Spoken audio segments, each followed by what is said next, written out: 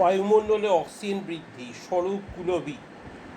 পাহাড়, নদী, সমুদ্র, জঙ্গল, মরুভূমি, কত কিছুই না রয়েছে আমাদের পৃথিবীতে। সেই সঙ্গে সুরক্ষা বলয়ের মতো রয়েছে বায়ুমণ্ডল। কিন্তু এসব কি আগাগোড়াই ছিল না, হঠাৎই একদিন গড়ে উঠেছে?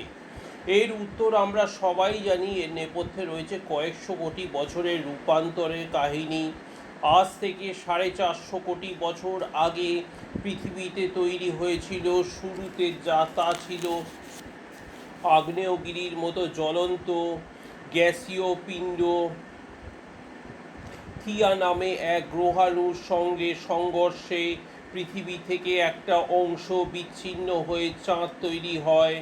তারপর বহু কোটি কোটি বছর ধরে পৃথিবী ঠান্ডা হয়ে জলীয় বাষ্প ঘনীভূত হয়।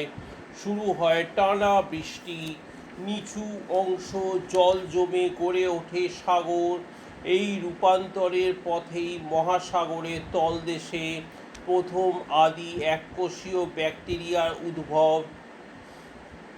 এই ঘটনায় রূপান্তরের মোড় ঘুরিয়ে দিল। এখন পৃথিবীর বায়ুমণ্ডলে অক্সিজেনের পরিমাণ 20.95%, নাইট্রোজেন 75%। এরপর সবচেয়ে বেশি রয়েছে অক্সিজেন। মানুষ সহ পৃথিবীর প্রাণীজগতের প্রাণ ধারণের জন্য অক্সিজেনে একান্তই প্রয়োজনীয়। সারক সংশ্লেষকারী জীব দ্বারা উৎপাদিত হয় অক্সিজেন। এই সব জীব জলে, স্থলে, সমুদ্রে বাস করে। এর মধ্যে রয়েছে ব্যাকটেরিয়া, শৈবাল, উদ্ভিদ। পৃথিবীর মোট অক্সিজেনের বেশিরভাগই আসে সমুদ্রের ফাইটোপ্ল্যাঙ্কটন নামক অতি ক্ষুদ্র সামুদ্রিক উদ্ভিদ ও শৈবাল থেকে। গাছপালার কার্বন ডাইঅক্সাইড, জল ও সূর্যালোক ব্যবহার করে শর্করা জাতীয় খাদ্য ও অক্সিজেন তৈরি করে। কোটি কোটি বছর ধরে বায়ুমণ্ডলে রয়েছে অক্সিজেন। কিন্তু প্রথম দিকে এই গ্যাসের পরিমাণ খুব বেশি ছিল না। পরে তা অনেকটাই বেড়ে যায়। কিন্তু কিভাবে বাড়ল অক্সিজেন? এ ব্যাপারে একটা চমকপ্রদ তথ্য এসেছে সাম্প্রতিক একটি গবেষণায়। নেচার জিওসায়েন্স নামে পত্রিকায় প্রকাশিত হয় গবেষণার ফলাফল।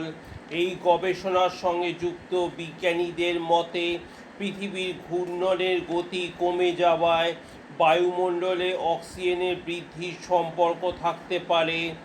অর্থাৎ পৃথিবীর আবর্তন গতি কমে যাওয়ায় দিনের সময় বৃদ্ধির সঙ্গে সঙ্গে বায়ুমণ্ডলের অক্সিজেনের যোগানও বেড়ে গিয়ে থাকতে পারে।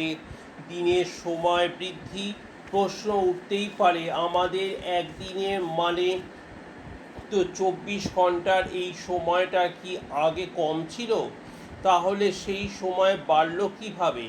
প্রায় 450 কোটি বছর আগে পৃথিবী তৈরি হয়েছিল। তারপর থেকে ধীরে ধীরে ঘূর্ণন গতি কমেছে। গবেষণায় বলা হয়েছে আজ থেকে প্রায় 140 কোটি বছর আগে পৃথিবীতে দিন ছিল 18 ঘন্টা। এখন তা বেড়ে হয়েছে 24 ঘন্টা। এর কারণ হলো চাঁদের টান। সৃষ্টির পর থেকেই চাঁদমামা পৃথিবীর এই আবর্তন গতি ব্রেক কষে দিয়েছে। এজন্য প্রতি 100 বছরে পৃথিবীর দিন 1.8 মিলিসেকেন্ড, 1 সেকেন্ডে 1000 ভাগের 1 ভাগ করে বাড়ছে।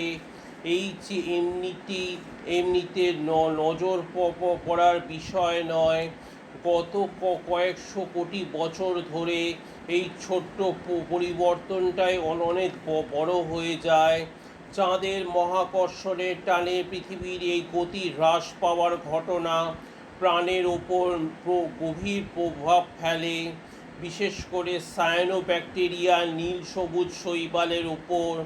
এই অণুজীবগুলি সালোক সংশ্লেষের মাধ্যমে অক্সিজেন তৈরি করে। 240 কোটি বছর আগে বায়ুমণ্ডল অক্সিজেনের পরিমাণ ব্যাপক হারে বেড়ে গিয়েছিল। এই ঘটনাকে বলা হয় দ্য গ্রেট অক্সিডেশন ইভেন্ট। এই নেপথ্যে ওই সায়ানোব্যাকটেরিয়ার ভূমিকা ছিল। গবেষণার উত্তর আমেরিকার হুরন লেকের গভীরে মাইক্রোবিয়াল ম্যাট পর্যবেক্ষণ করেছেন বিজ্ঞানীরা। সেখানে অক্সিজেন উৎপাদনকারী সায়ানোব্যাকটেরিয়ার সঙ্গে সালফার খাদক অণুজীবীদের লড়াই চলে। গবেষণায় দেখা গিয়েছে সায়ানোব্যাকটেরিয়া শুধু সূর্যের আলোর ওপর নির্ভরশীল নয়, তাদের বিপাকীয় প্রক্রিয়া একটি নির্দিষ্ট সময় আছে। খাবার দাবার তৈরির জন্য আলসেমি কাটিয়ে উঠতে কিছুটা সময় লাগে। যদি দিনে দৈর্ঘ্য কম হয় তাহলে তাদের গা ঝাড়া দিয়ে উঠতে অনেকটা সময় চলে যায়।